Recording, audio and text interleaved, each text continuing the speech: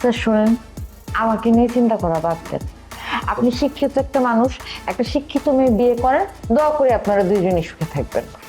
দেখো, আমি তো আমার চিন্তা করছি না, আঙ্কেলের চিন্তা করছি। আঙ্কেল আমাকে বলেছে আমি যেন তোমাকে বিয়ে করি। এখন আমাদের মধ্যে যদি কোনো ঝামেলা থেকে থাকে আমরা যেন মিটমাট করতে। আব্বাই কথাটা আপনাকে আর বলবে না, আগে হয়তো বলতো, কিন্তু আমি আমার সিদ্ধান্ত আসলে আব্বাকে জানিয়ে দিছি। আমি আমার সিদ্ধান্ত নেওয়ার আগে আপনার কাছে গেছিলাম, আমি আপনাকে বলছি। ইনফ্যাক্ট আপনি কি করলেন, আপনি আমাকে রিজেক্ট করছেন, উল্টা আপনি আমাকে ভাব দেখাইছেন। আমার তো এত ভাব দেখার সময় নাই, তাই আমি এসে সুন্দর মতো আব্বাকে বলছি যে আমি বৌদিকে বিয়ে করবো। আমি রাজি হয়ে গেছি, বৌদিকে হ্যাঁ বলে দিছি। কি বললো তুমি? বৌদিকে হ্যাঁ বলে দিছো? ও মাই গড, মানে এরকম একটা ছেলেকে তুমি হ্যাঁ বললে?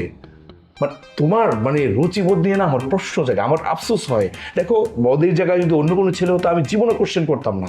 মানে বৌদি একটা ছেলে, তাকে বিয়ে করা বা তার সাথে প্রেম করার মতো ছেলে সে। শোন, আমার কথা আপনি মাথা থেকে বাদ দেন, অনেক শান্তি পাবেন।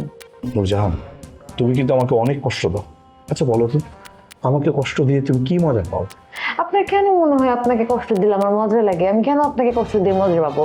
আপনি একটা কাজ করেন, সোজা মিমের বাসায় যান, মিম আপনাকে বিয়ে করার জন্য ওয়েট করতেছে, আপনি মিমকে বিয়ে করে ফেলেন, তাইলেই তো হয়। কি আশ্চর্য ব্যাপার, আমি যদি মিমকেই বিয়ে করি তাহলে তোমার কাছে আসছি কেন? দেখো, আমার কোনোদিনও মিমকে পছন্দ হয়নি। আমি যদি বিয়ে করি তোমাকে কি করবো? আর যদি তোমাকে বিয়ে করতে না পারি আমি কোনোদিনও বিয়ে করবো না।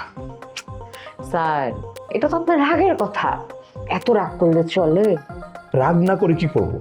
রাগ না করে তো পারি না। গত রাতে আমি ঘুমাতেই পারলাম না। গত রাতে ঘুমাতে পারেন নাই কেন? কি স্যার? কারণ তোমার সাথে আমি খারাপ ব্যবহার করেছি, সেই বিষয়টা যতবারই মাথায় আসছে আমি ছটফট করেছি, ঘুম আসেনি। আরে তাহলে একটা কাজ করেন, আপনি একটু বসেন, আমি আপনার জন্য সুন্দর এক কাপ চা বানায় নিয়ে আসি।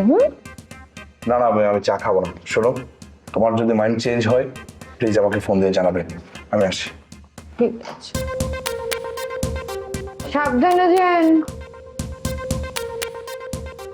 আরে বেচারা, খুব ভাব নিছিল তাই না, আমাকে রিজেক্ট করবা?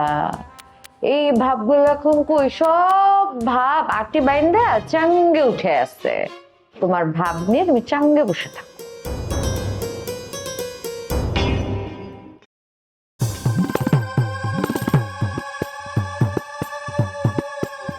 জি, কাকে চাই? আপনাকে তো ঠিক চিনতে পারলাম না।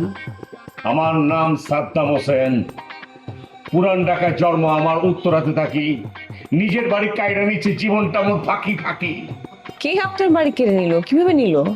নিজের চাচার চাল তরির করে আমার রাস্তায় লাথি মেরে বাড়ি করে দিচ্ছে। তখন আমার বাড়ি হাত দহলে এলিগে নোমান সাহেবের কাছে এসে একটু সাহায্য চাই। কিন্তু আমার মামা তো দেশে নেই। আপনি বরং আপনার চাচার সাথেই ফাইট করেন। মানে আপনার জমির কাগজপত্র যদি ঠিক থাকে তাহলে আপনি মামলা করেন, আপনি আপনার জমি পেয়ে যাবেন।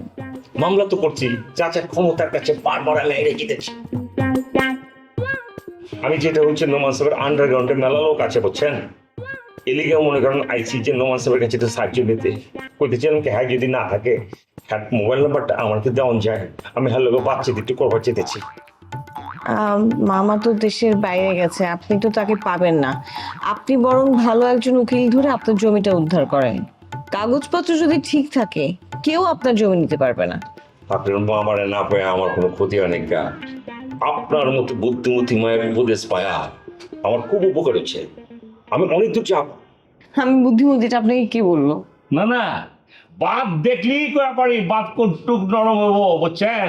চাল খালি সিদ্ধ আনার লগে লগে আপনার দুইটা কথা হইলে বুঝছি আপনি কি পরিমাণ ট্যালেন্ট আছেন, শিক্ষিত আছেন।